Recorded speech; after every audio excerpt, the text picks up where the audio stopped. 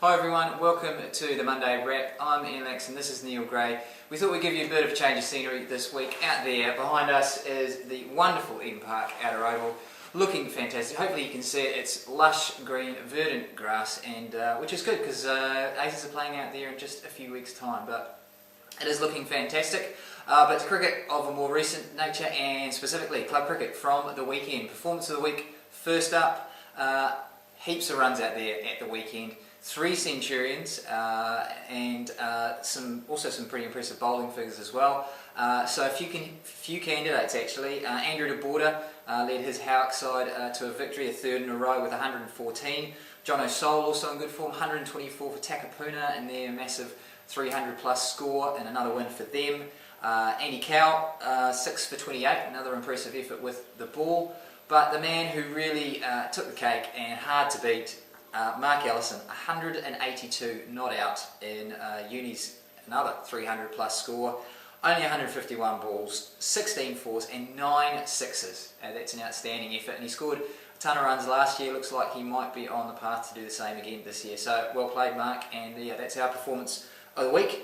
But you can track a whole bunch of performances right across the season, do your own thing in terms of picking who you think is the best team out there, can't you, Neil? Because we've introduced a pretty exciting concept for 2012-13. Yeah, so some people might be saying Mark Ellison was playing a fantasy cricket innings on Saturday, but you can get some points for when Dutchie goes boom out on the ground behind us, or any of the aces, or if you want to maybe follow Brad Kachopa as he goes down to Canterbury, you can pick him up as well.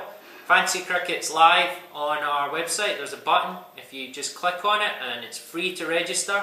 We've got 50 teams so far. More, 60. Oh, 60. Wow.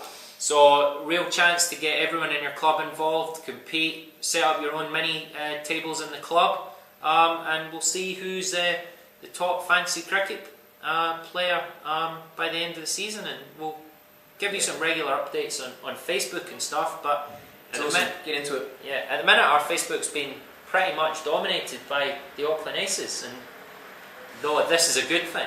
Champions League, yeah, it's fantastic. The boys have been on fire, stormed their way through the qualifiers into the main draw, then absolutely blitzed the Knight Riders. Had a bit of a blip against the Titans, unfortunately, and then had a washout on the weekend against remind me, who was that against? Delhi Daredevil. Delhi, that's right.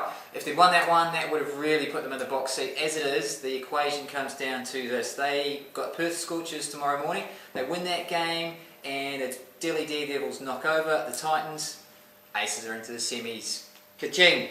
The other option is that if the Aces win, but Delhi lose to the Titans, then we actually have to absolutely spank the Scorchers and hope that the Daredevils get spanked as well to go through on net run rate. So get out your juju beads or your prayer mat or whatever you have, and cheer the Aces on and give praise to whoever to make sure that Delhi do the job as well. So go the boys, playing really well over there, so good luck for tomorrow morning. And finally, another bunch of cricket started up at the weekend. Our friends out there in secondary school First 11 cricket got underway for the second half of their season.